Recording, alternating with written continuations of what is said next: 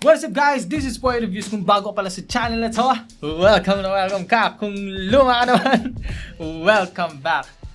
Alright, guys, official na po ang Realme 6 Pro dito sa Pilipinas. Kaya naman ibibigay ko sa inyo yung full review at kung bakit ko siya nagustuhan at ano yung mga nagustuhan ko sa kanya. Pag-usapan natin dito lahat guys, yung value, yung kanyang display and yung design, of course the performance, and then yung camera. So ano pang hinihintay natin? Huwag na natin patagalin pa.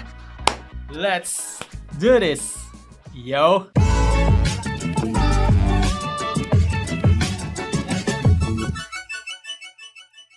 Okay, ito yung napansin ko guys. I think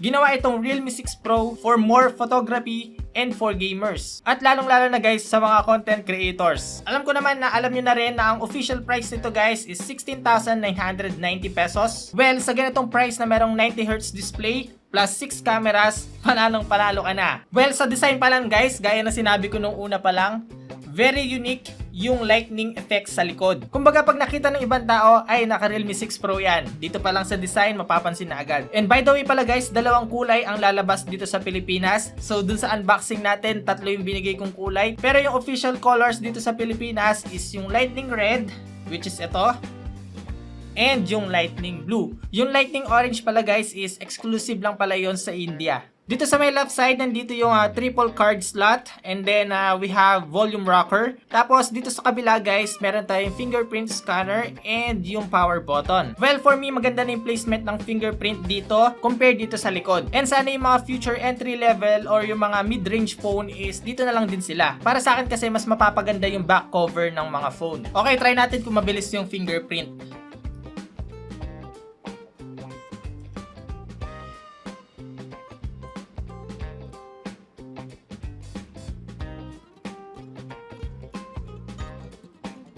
Kita nyo guys, grabe, tap lang na ma-open na siya. Sabi ng Realme, 0.38 seconds lang, mariread na niya yung fingerprint mo. And then guys, dito sa baba, we have the single firing speaker.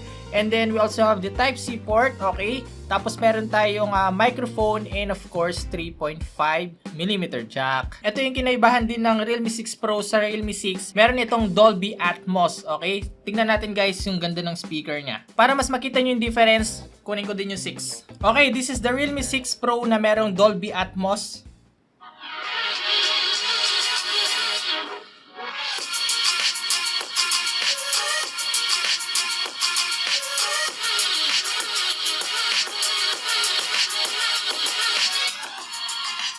Ito naman yung Realme 6 na wala.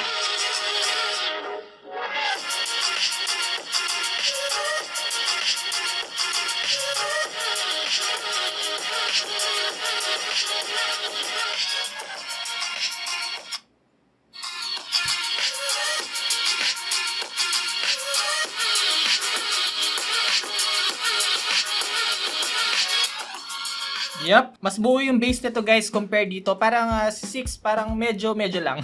And by the way, naka full volume silang parehas. Okay, so for the display, meron itong 6.6 inch Full HD Plus at 1080p resolution. Screen to body ratio naman nito guys is nasa 90.6% lang. So talagang kung makikita nyo naman guys, very na siya, full view na talaga yung datingan niya. So dito lang sa baba is medyo may space pa yung chin dyan, pero sa edge ng side and yung top, makikita mo na talaga na solid na may experience mo na yung full view display. Of course, protected to ng Corning Gorilla Glass 5. So, matibay na siya. Okay, under the display nitong Realme 6 Pro, merong 90Hz refresh rate. At this price point guys, bawing-bawi ka na. Alam nyo kung bakit? Kasi usually lang yung merong 90Hz na display is mga flagship phones. Like yung nilabas ng Realme na flagship nilang X2 Pro, naka 90Hz yun. Akalain mo yun from flagship, gagawin nila dito sa Realme 6 Pro. Mapapansin mo talaga yung bilis ng phone pagka ginagamit mo na talaga siya. And gaya nga na sinabi ko sa unboxing, wala nang balikan kapag naka 90Hz display ka na. Hahanap-hanapin mo talaga yung pagkabilis nito while scrolling, swiping, or even sa transitions and animation, pansin mo talaga yung bilis. Bukod sa 90Hz display nito guys, this phone is powered by Qualcomm Snapdragon 720G. Alam naman natin guys, yung 7 series ng Qualcomm is focus talaga sa gaming yon, and of course pati yung camera. Realme UI na rito guys, based on Android 10. When it comes to performance, lalo na sa gaming, syempre expect natin na okay talaga yung Realme 6 Pro. It can handle heavy games without affecting the performance. Now, with a bigger 8GB of RAM, kayang-kaya talaga mag-run ng mga heavy games like PUBG and more. For the gaming test, guys, alam nyo naman na gumagawa ako ng separate video para doon. Doon talaga natin malalaman yung performance nitong Realme 6 Pro pagdating sa gaming and of course the battery test. Subukan natin din guys yung mga famous PUBG Mobile and yung Mobile Legends, COD Mobile, and even Fortnite. So kung gusto nyo malaman yung tunay na performance nito sa gaming, abangan nyo yun dito sa channel. So ito si Realme 6 Pro, meron siyang 4,300 mAh battery that supports 30W VOOC fast charging 4.0.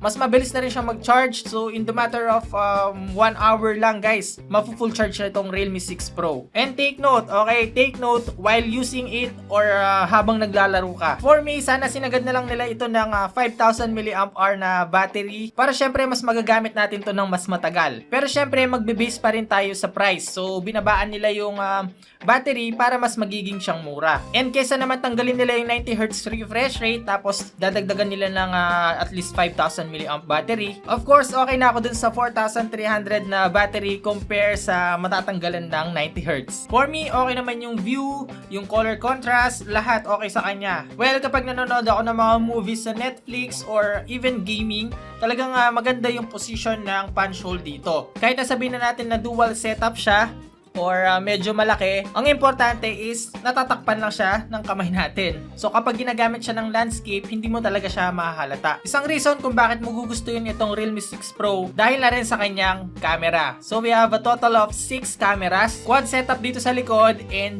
dual setup naman sa harap. Madalas natin inuuna itong quad camera sa likod, pero this time gusto ko munang unahin itong dual setup sa harap. Are you planning to start your own channel? Pero hindi ka pa nakakabili ng magandang camera? Well, introducing! Unang-unang reason guys is yung kanyang sensor, okay? Same siya ng sensor ng X2 Pro, isang flagship phone ng Realme. Of course, unang na-experience din natin yung ganong camera doon kay Realme 5 Pro, which is one of the best smartphone na nilabas last year. Pero this time, instead of one selfie camera, dual camera setup na tayo. And ito yung nagustuhan ko dito. Number 1 is yung UIS video stabilization. Ang laking tulong talaga pag stabilize yung kuha mo pag nagvi-video or nagva-vlog. Hindi maalog or hindi nakakahilong panoorin. So not only the 16 megapixel main shooter nito, pati din sa wide lens, meron siyang UIS video stabilization. And kaya ko na rin nasabi kung bakit hindi mo na muna need ng camera, because meron itong real-time bokeh effect. I-blur niya yung background mo and magfo-focus lang ito sa'yo. You can also adjust the blur effect from 0% to 100%. At ito pa guys, pwede ka pa mag-shoot ng slow motion video sa selfie camera ng 1080p at 120fps. No need to buy gimbals or any stabilizer. Hindi mo na rin muna siguro kailangan bumili pa na ng DSLR kasi meron itong real-time bokeh effect. Proceed na tayo dito sa quad camera setup. So for the main camera, meron tayong 64 megapixel with Samsung GW1 sensor, and then 8 megapixel for ultra wide, 12 megapixel telephoto lens, and 2 megapixel macro lens. Unang i-discuss ko sa inyo guys is yung kanyang Super Nightscape 3.0. With the help of tripod, it can get up to 50 seconds of super long exposure and take more professional night scene photos. Mabibigyan tayo ng pagkakataon na makapag-shoot ng stars or ng yung tinatawag natin na Milky Way. Of course, optimize din yung handheld na nightscape para kahit saang madilim na lugar tayo mag-shoot, maganda pa rin yung kuha. Baka anong iniisip nyong madilim dyan, Mag ganon. And then same as the front camera, meron pa rin itong UIS video stabilization that can shoot up to 4K resolution naman at 30fps. Yung 12 megapixel telephoto lens naman nito guys, kaya siya hanggang 2x optical zoom and then 5x hanggang 20x hybrid zoom. Malaking advantage din to guys kung meron kang gustong kunin na picture from far distance. With this kind of device, talagang marirecommend ko talaga siya sa mga content creators out there. Ito pa yung mga sample pictures ko na kuha dito sa Realme 6 Pro. So sana magustuhan nyo.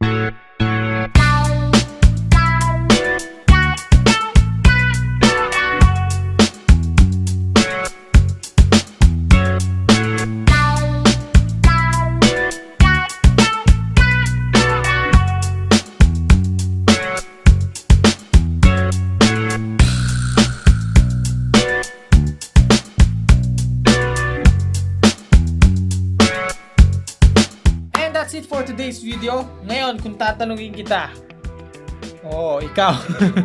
Ikaw na nanonood. Para sa'yo, sulit ba yung 16,990 sa lahat ng specs na nabanggit ko sa'yo? Comment mo sa baba kung anong comment mo. And para sa'yo, ano yung pinaka nagustuhan mo dito kay Realme 6 Pro na talagang yun yung talagang hinahanap mo sa isang smartphone? Comment mo din ulit sa baba yung comment mo. For me, no, at its price point, kung pag-uusapan natin is presyo, unang-una sa lahat is yung 90Hz refresh rate. Isang malaking upgrade yon, and for me, malaking impact yon sa isang smartphone. Pangalawa guys is yung camera. Again, usapang presyo. Dito sa harap meron na tayong dual setup, and then meron pang 64 megapixel quad camera. At kung gusto mo pa makikita ng ganitong klaseng video, pinapayo ko na sa'yo, kaibigan, mag-subscribe sa channel na to. Huwag mo na rin kalimutan mag-like, share, comment, at yung notification bell para updated ka pag meron tayong bagong upload. Again, this is Poy Reviews, unboxing anything just for you. Hanggang sa muli nating pagkikita. Nice!